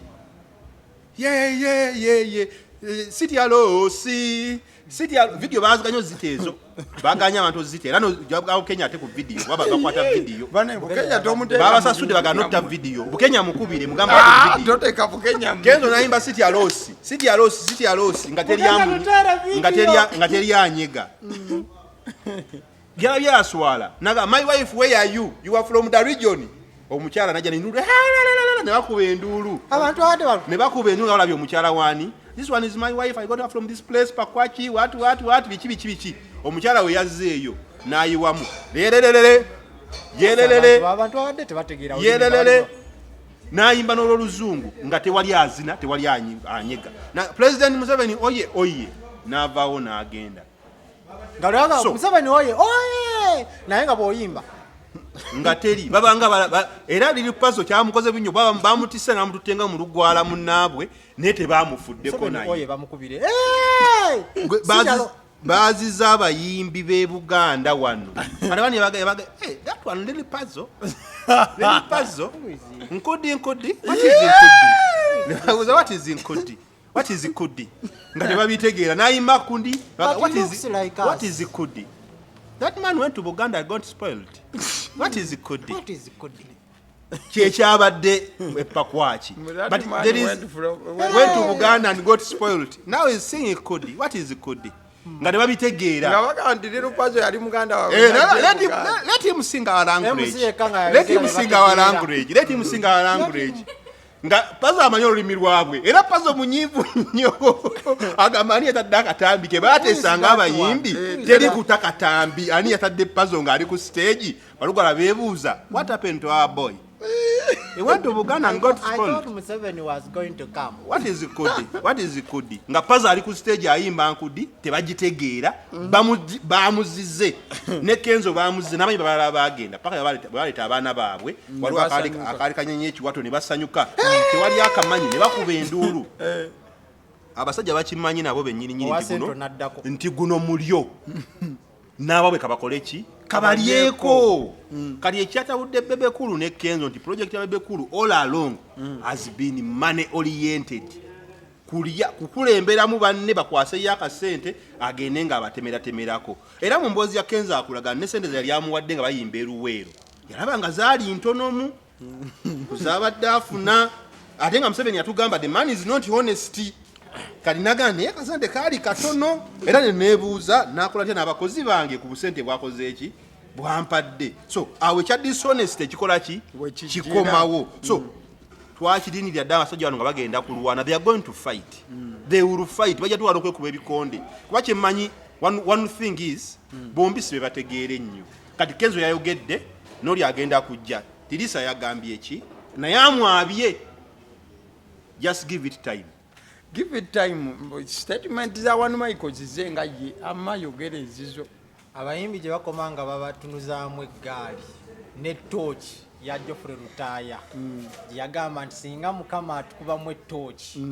ng'abantu bagamba nti abaliyo lwa ssente gye mukoma okuprovinga people right. Okusooka osooka n'olowooza nti Kenzo bw'akola statement it was by coincidence nti yali awaayo a good suggestion neesanga ng'eyingiridde mu nteekateeka z'ono at some point w'okirowooza naye tinonga naye bw'olaba omutima ogukirimu ng'oli agamba ebyo bibye nze mbuuza ebyange oli bamubuuza nti Kenzo ali continental global olaba reaction ya Bebe Cool nga addamu ekibuuzo ekyo. There is no love between them. Okiraba ekintu ekyo. What is bringing them together is basically money. Okiraba ekintu ekyo. Nandirowooza nti ekiteeso kino Kenzo kyawa kyali intentional. Yabala kibale ng'amanyi nti oli yakwasaganya abayimbi abasasula okuperforminga kantekeyo ekiteeso kamulinnyire mu mugaati kantekeyo nga kigamba nti naye abasente bano tebabategeera bulungi gyo twagitadde ey'owenkudi ng'ali ku stage okukakasa kiri naye tebamuzinirako Kenzo naye batadde ya puzzle nga yero ali mungi mu compound oyinza olowooza bimuli tebyenyeenya naye ng'ali ku stage abifuuyira amazzi soogera kuli okufuuwa nga yeekyanga nnyo ku stage naye nga balinga nze nkakasa baali tebamutegeera butegeezi byayimba kati oyinza okulowooza nti ekiteeso kya Kenzo kyali kituufu. Abali mu region eyo abayimbi be balina okubeera ennyo ku mwanjo abayimbi ba Central nakibagamba you are not that important. You assume self-importance. Ne Chameleone waliwo region gyagendamu. Nga bw'amala n'asooka ku stage bw'ati.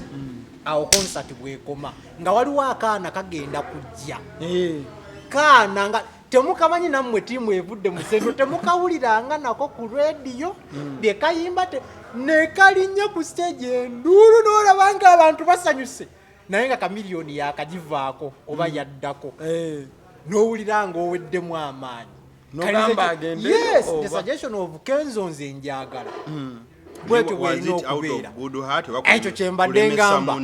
nti naye was it out of a good heart? But how was the suggestion? That is also another nayo yabadde abyegaanira nga abyegaana no yakkiriza nti yawa suggestion naye ate like taga mu statement ya suggestion yagiwa eya region naye n'agamba n'agamba naye nze nabadde simanyi ani anaakwasaganya ebya ebyo yali alimba obeera nga gwe namuyimbi nti agenda okupulinga crowds n'amuyita jangu nnyambeko biganye minisita najja n'akuba engalo n'akaviiri ke era baaganye bw'obeera nga gwakulira federation ate n'ogamba nti simanyi abadde akwasaganya sente n'asasula oba oli omanyi Kenzo omuntu yeeyogeza nga yeewombeeka bw'ati olabira ddala effutwa era alina bwe yayogeredde ebyekisulu ne mwewuunya babadde bamubuuza mwe yeewombeekero ebya ssente za federation namugamba ogambye ekibiina kya federation yabayimbi bonna kakati Palaso yagenze mu Nuupu ajja n'akusaba ssente n'azimuwa naddamu ansi eri gye yatugamba nti oba okoze 15,000 lyakakakaga 5 sevinga 5 nga yakisiru mbwate federation abagiwa ssente ba NRM zisobola ziwa wa NUP netuteeka mu concept y'essomero singa essomero libazimbiddwa ku kyalo bagenda kugana abaana ba opposition okugenda mu ssomero omu naye ng'ate sometime baaka yagamba nti federation is not a political party yabayimbi bonna Bobi Wine ja politics mu music waffe ja politics akaanaako yadde ng'ono presenter yakozesezza kya nuupu nti bwe baneera ba nuupu naye nabo bayimbi nabo bayimbi bwe banajja ne awo omuntu ali smart wandibadde ogamba nti as long as tebazze kukola campaign awo tugenda kukola naye bw'ogamba nti mutabani wa Kyefali NRM ye yatuwa sente mutabani wa Kyefali politics gwazanya at the same time ogamba nti naye this is not a political nti King Saha abadde afuna sente kati lwaki ate bwe bakubuuza ku nsonga eri ate ogamba nti NRM yetuwa sente ate oli abadde afuna wa opposition ogambye afuna ne bagamba oli wajjanga opposition aganjagala sente mbw ate sijja mu olwokubanga okiraba ekintu NRM gavumenti ya NRM one problem gye tulina mu nsi muno nti abantu betulowooza nti bategeera baganya okwawula NRM ne government ebitongole bibiri there is NRM as a party, political party and the governing body. Kadi yena agamba nti sente za NRM nogalaba omuyimbi atanu wa chiefu omulamba katawo yafumba abantu nga afumbira bwere nze ndaba the good thing nkimanyi bagenda ku harmonizinga Bebe Cool and Kenzo nga kyagambye money is above everything era olw'okuba nti byanfuna bakyakyagala mu ssente NRM ekyabawa ssente NRM okubawa ssente nkozesa statement ya Kenzo yagambye NRM yebawa ssente so bwe banga yebawa ssente bajja kutuuka batuule naye ng'ekibatuuza bombiriri okuharmonizing ensonga za regional artists era kijja kubeera ssente omugaati gusigale nga gujja enjawulo tusigala tugikuba tutya bayogedde ne kulobinga bajja era tuula babiteeseeko Kenzo ne Bebe Cool mubeeramu oba okukola ki obumulumulu okulemya munno okumusuuza kino nakiri onaakuba n'ono n'akuba sayidi eno onaakuba eno sayidi n'ono n'akuba sayidi eno naye era omugaati era gujja sigala nga gukoze eki guba bringinze back together. Okay, kali akadde ndaba katulya naye kyemayi mugenda kwanguya wano tewaliwo guni nene omusirikale akatambi akateebwa wiiki eno lwali lwakubiri ndoze ekiro ekikeesa ku lwokubiri wiiki eno omusirikale ajja ndoze twali musawa nga 10 ez'okumakya tegeeza ekiro 10 kale tugambe early morning naye buba bukyali kiro bwekityo ajja ku Shell ekyanja mu supermarket akatambi mwe katandikira nga ali munda ayogera ebigambo bingi eri omwana omuwala namugamba nti emmotoka gye mpakinze ebweru gwe misikini gwe misikini gwe wali obuze ku mmotoka efaanana bweti so oluvannyuma the public etabuka era poliisi etugamba nti akwatiddwa poliisi bwetugamba ate oluvannyuma waliyo abajjayo information nti nedda tannakwatibwa n'ebirala bingi. He was expected to be arraigned before court on Friday. One Michael can give us more information in that line. Omusirikale oyo bamuyita ASP Balije Nsiima batugamba yakwatibwa tetulina bukakafu atulaga video naye omwami oyo namunoonyerezaako oba nafunye ku information allegedly nti yaliko DPC we Hoima oba DPC oba ku ranka ya wagguluko okusinga ASP naye Hoima eyo nga ali DPC yatomerako omukyala w'olubuto natta n'abatabala basatu yabatomera n'abatta kati poliisi yaffe mu misango gyetugambe egyo tumukutte era baga tumukutte yaddamu ku surface nga bamuwadde transfer nga bamugye ye Hoima ne bamudimoti nga namudimoti bamuzza ku kitibwa kyaki kya ASP ne bamujja ku kiri ekitibwa bamuzza ku ekyo taddamu operations ze as normal as it is paka we yakoze omusango omulala nti ensi yaffe yo bitambula we bityo nti abasirikale beegiriisa kati oyinza nokusanga n'omwala gwe yali alina mu mmotoka yali amunyakudde ku mulala namumujjako mu bbaala n'agamba ngambye oyinza okwesanga kubanga bwe yabadde alina yayingidde ebbaala yayingidde supermarket y'essundiro ly'amafuta n'agula ekika kya konomu eyitibwa etya Raf. yagenza adde agenda kukozesa rafu eno wa kamera si bya ddembe abadde bakubira kondo mu bulango kondomu bwe yagireeta n'agula ne bbiya agenda agatteko ne bbiya n'ekyo tekimenya amateeka mu batunda ebintu okwogera ekintu omuntu kyeyabadde azze oggula kubanga era kondomu eyo bagiyita ow'ekiwago rafu ride kati omusirikale yabadde aguze ekika kya kondomu ekyo n'agula n'omwenge ng'alina omukyala mu mmotoka oli bwakazuumira bw'ati nengamba mudde ku gguli mbukagumusatu omusajja yamaze okugula kondomu n'agula n'omwenge nga bambi talina akapiira ekigambo nga kinene ekyo n'agula obupiira kati we yaguze obupiira ne bbiya n'abalamu nga zasigazzaamu za kusasula loogi n'agamba kangende bano nja basasula enkeera omanyi nabagambako ku nsonga za sayimu omunene ebyamuleetera obuzibu yali ki mwenge simanyi siina sayimu omunene kyava ku wisiki yamulinnya nga buli kimu alaba kikye sente n'agabula n'omusirikale yabadde ne wisiki sente ezamukunja sayimu omunene yazigaba nga wisiki yazigaba kuberengera yagaba ne yabadde wisiki omuyimba gwaleese obuzibu kati ono yagasse ebintu bibiri yagazze wisiki n'effumu yayingidde supermarket n'alaba nga yiye n'agamba nze kantambule ŋŋende ndaba ndi musirikale wa ggwanga n'afuluma omwana n'amugala nedda n'amukuba naye olw'okubanga tutambulira mu Uganda etaliimu bwenkanya tekikwewunyisanga omusirikale oyo byakomyawo oba they can privately and secretly give this girl some money namuga tukujjeemu biveeko kati omusirikale oyo gwe mwalabye mu kamera temugenda kuddamu kumulaba ajja kubeera mu district ndala because that is how they have been carrying him baba bamutambuza as he does wrong things and that is the nation we are living in as it favors its people kali Benito what a stupid young omuyimba dde ndowooza ku bigambo bya one mile I lost in his words nze olwayogedde ku ffumu nendaba obusungu bw'afande bwe baavudde akawala kakulinze leero lwe kiggwa sente tolinaamu kati kubanga I know why this guy is a fool omuntu abanga akubanja sente za penso penso bayinza ogigereganya kufumu bwabanga obadde olina kugula set mathematical set nga gye bakubanja n'osongera ku muntu olaba motoka gyenvuga ali Prado tebikwatagana seti ya 15 ate osonga ku motoka ya bukadde nabukadde singa abadde ogenza kugula BMW piki ndababuuza nti sente ziri wano ganti ndaba kyenvuga wali awo bikwatagana naye kano kantu katono nnyo mwagambye football yabadde wagumumeka gumusatu nemmotoka ey'emiliyoni 4 bikwataganira wa very stupid yangamani ono nti ye mu lugambo nawo babuseera bulala bambagaba bwabwerere mu mutunda gumusatu bebamulere n'obakuba empi yabazeemu ne mu bbaala ezimu simanyi abani bwekikola oyitirere emabega nga bateseyo paketi namba naye yadde agala kukozesa kiri ow'ekiwago so I was looking at a very stupid young man simanyi bamwe batyo obwa officer poliisi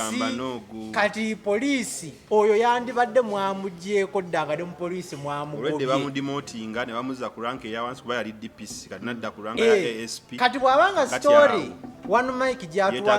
nga yali ntuufu nga ono omusajja waliwo bwe yatomera n'abatta kati newebanga story enfu I'm just imagine newebeera nga nfu olweno video otukakasa otya nti story eyo nfu wakati singa omuntu azedda nga ali ku mpingu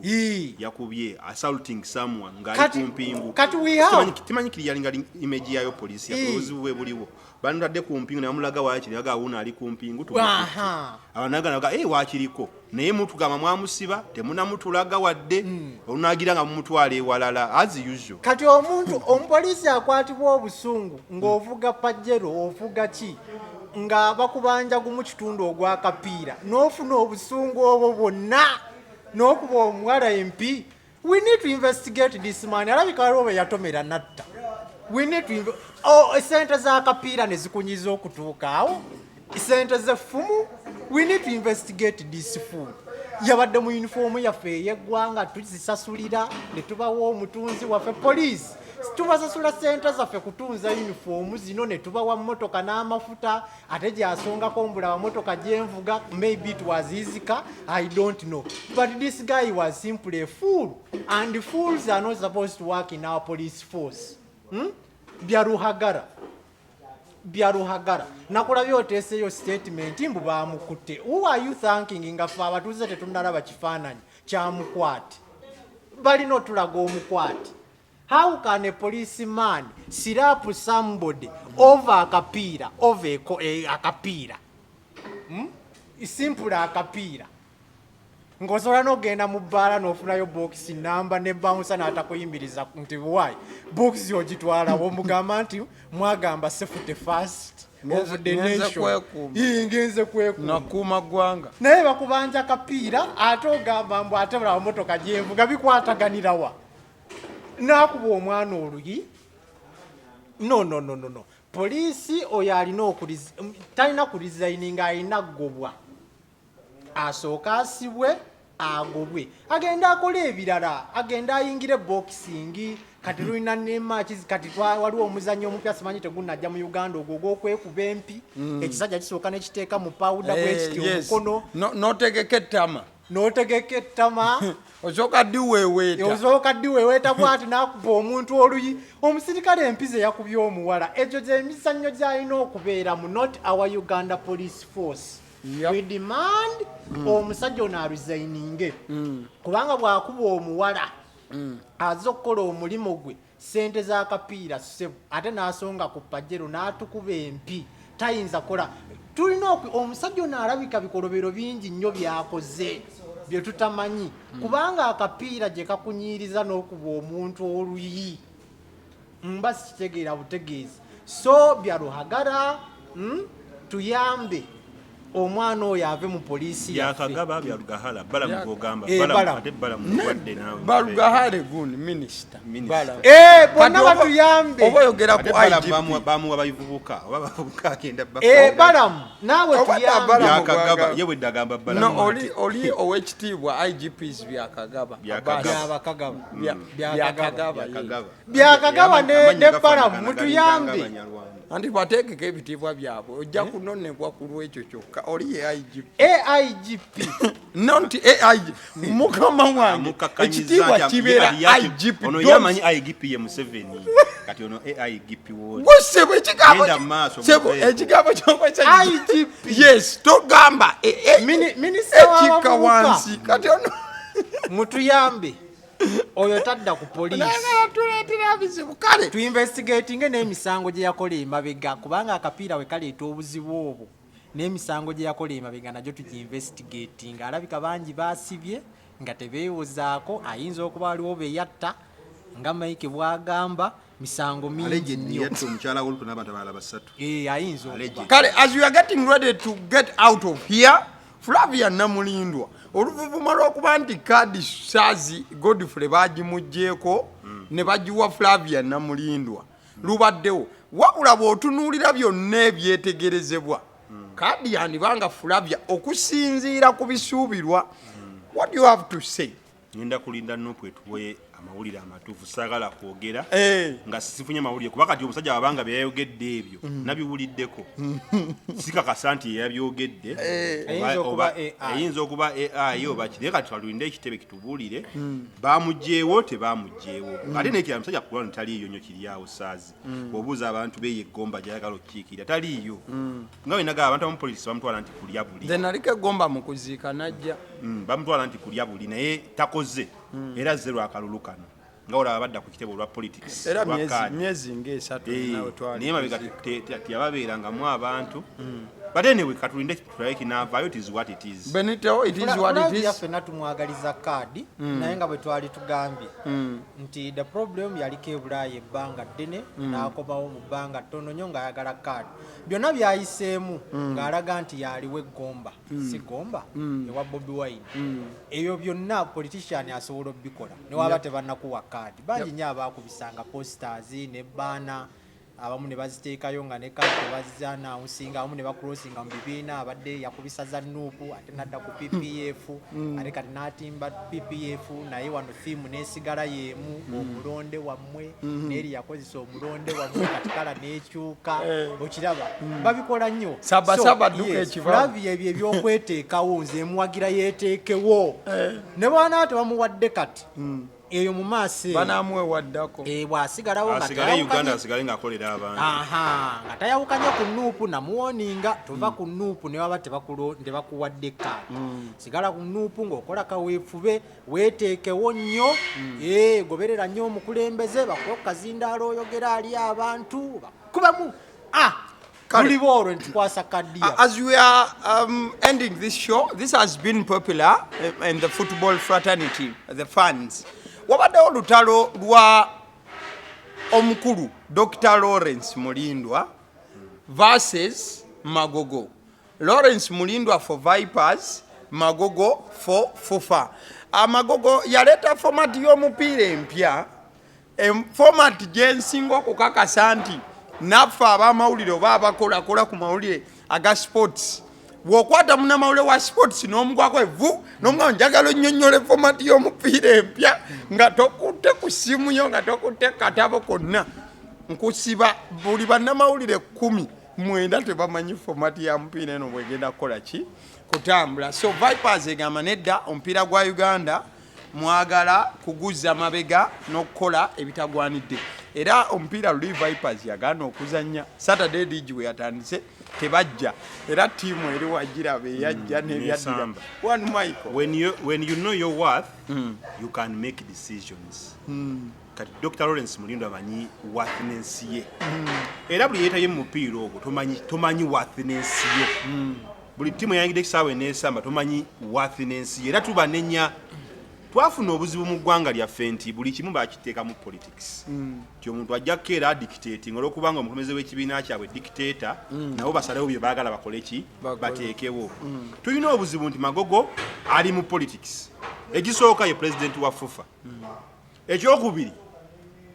member of parliament. Ekyokusatu bawa speaker. kati oluusi amanyi okumikisinga byonna agatta ebitibwa byonna n'abyewa n'agamba kati nange ndi munene mu ggwanga. Nadda ku mupiira gwaffe n'aguzannyirako n'akwata omupiira n'aguteekamu emipiira ekisirusiru nti empiira egenda osooka 8 tegirimu point. Mubanga bali mu rehearsals kati ekyo kitegeagenda azannya buzannyi just kuzannya buzannyi. Lawrence Mulindwa nkotinga kye yagambye balinga abali mu kuzannya zaala nga gino emipiira 8 gigenda osooka jakolerako ssente zaabwe mu betting companies. That is Lawrence Mulindwa what he said. Balinga abali mu kwagala okuzannya emipiira tegina kigendererwa nekola bukozi ssente zaki za betting nti mujja kujja okusama omupiira nga ndiza tubamanyi zigenda okukola ki okuvaamu naye ate nga beneficiary wa tiimu tafunamu kidde eri FUFA nti babagambye n'okuŋŋaanya sente zigenda okuŋŋaanyizibwa FUFA egenda twalako simanya percentage nene osinga nanyini tiimu nti bino byonna bizzeewo lwa buzibu nti tulina ensi abakulembeze abagirimu tebafaayo ku bintu bya mugaso. Yewe ne bw'okola ki ne bw'otta muntu atogenda kujjako buyinza bwe takufaako. Kati onagenda kutta omupiira agusuule wali olw'okubanga akimanyi bbawa speaker member of parliament wa NRM ate ye president wa FUFA gugwe just like that. But we should pray for this country nga wenna bagambye mu kusooka tusabire nnyo eggwanga lyaffe lifune omukulembeze agenda okuba participative mu buli kimu because sincerely speaking singa eggwanga lyaffe lyali litambulira mu layini ntuufu Magogo yalibadde FUFA president waakiri. Magogo afuna obusimu bumeka mu nsi muno. Afuna obusimu bwa FUFA n'afuna obwa MP n'afuna n'akasimu kokuba wa speaker omuntu omu kasente zonna ziddawuwo omululu gulikomawo akasimu kali akasembayo kakulu n'akasimu kokubanga yegatta ne speaker n'akafuna afuna obusimu bumeka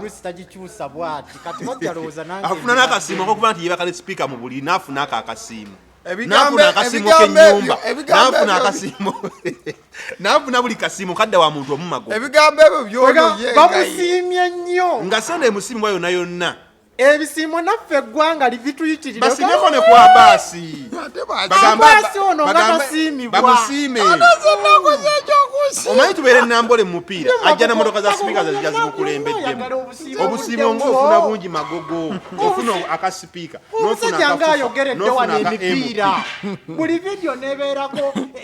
kwegamba ekinyusi kya sport ngeggwako naye olwokubanga eggwanga lyaffe lirimu abantu abatafaayo kyova olaba ebintu ng'ebyo bikola ki bibaawo era nze bulondaba omuntu awagira NRM nkwewuunya sikunenya naye nsigala nkwewuunya nga neebuuza olya mmere kitugimma abaana eyeewumbye obwongo kale you have something to say Benito nze sports simumanyi nnyo naye mulindwa byawagira nange byempagira oli kulwa mulindwa obulamu bwo bwonna newa oba kyetaaga na kunoonyereza tuyagala busoma amagoto bwaga owahalukisogo babulye bannaye emisinde gibadde property agents and managers tuli bakugu mu real estate business twewaayo okuyamba abalandlords abasumbukana n'abapangisa muyita mu buzibu bungi nnyo okuzimba amayumba ago naye olwokubanga temunafuna professional touch ne mubonaabona okuŋŋaanya ssente zammwe n'okuddaabiriza amayumba gammwe kati Haluk Property Agents and Managers yajja okubataasa ekizibu ekyo tukwase ekiri mu bintu by'amanyumba z'abapangisa byonna pangisa akutawaanya takusasula mu budde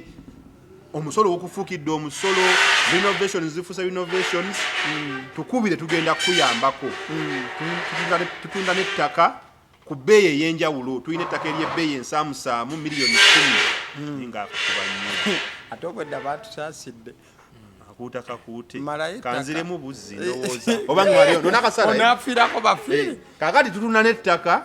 ku bbeeyi ensaamusaamu miliyoni 10 miliyoni 2 miliyoni 3 tulina n'amayumba agatundibwa n'ennyumba ennansa naawe gye bampadde okutunda ya miliyoni 140 eri ku ploti ya 5 ku 10 nkubiraako ennyumba njiguze ove mu bupangisa ndagaano ttaka lya kabaka miliyoni 140 nyumba nnungi yakutundibwa tulina n'amalala mangi nnyo gwenkubiraako abali e Bulaaya mubonaabona n'ebintu bingi mutukubire essimu tubayambe muleme kwennyamira n'owa muganda we sente akuzimbire natazimba n'owa muganda we sente akuŋŋaanyiza sente z'abapangisa tatazikuŋŋaanya tukubire ku 0774 75 8 9 oba 0702 75 8 9 tukuyambe kale ffe aba Honeybites be bakoze omukebe guno n'ebirala bingi nnyo Honeybites bagamba nti ebyokulya by'omwana adda ku ssomero akuba waliwo akuute awaggulu eyo Honeybites nga wowulira ebibaluka eri n'obundaazi buno we bubaluka butyo toyinza kukateeka mu ttama ne katabaluka bugonda kwegamba olabadde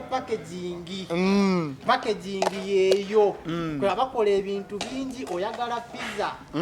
nga nnene zenka n'omutwe gwa gundi waliwo gwoyogedde nodda mujje mu bintu ebyo genda mu maaso omutwe nga munene pizza bwetyo bwe yenkana bakola donati bakola ebindaazi abaana abagenda ku masomero Honeybites weeri Honeybites bw'okalyako owuliranga honey bakufa abasajja betukulimba mbu honey naye kano bw'okalya owuliranga honey mubisi gwa njuki bugonda okateeka mu ttama n'owuliranga keeko kennyini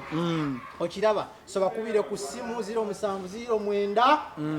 77508 nziramu kwata peni n'olupapula toyagala kuwandiika oyagala zikwasa mu mutwe kati ate ne bakira yati mbalangidde 0709 ogimaliriza nti ngimaliriza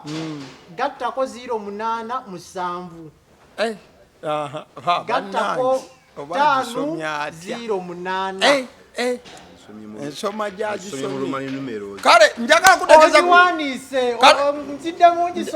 kutegeeza kuba naffe aba Alson Painters UG basiizi ba langi bagamba nti omaliza okuzimba ekizimbe saawa yakusiiga langi oba